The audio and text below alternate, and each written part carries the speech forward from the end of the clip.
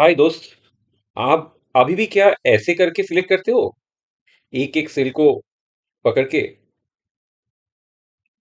या फिल्टर लगा के ऐसे?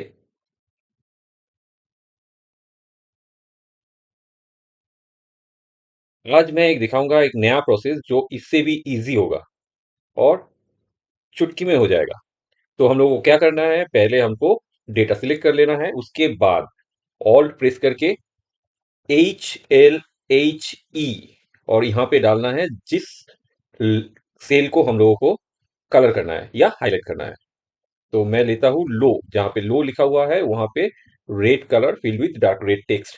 तो ओके, आ गया। अभी सारा लो कलर हो गया। अभी इसके साथ चाहिए मुझे हाई को भी ग्रीन करना है, तो again Alt H L H E। तो अभी यहाँ पे लिख देंगे हाई और यहाँ पे सिलेक्ट करेंगे ग्रीन एंड ओके। नाउ हो गया second cell. Thank you. Please subscribe, like and share the channel.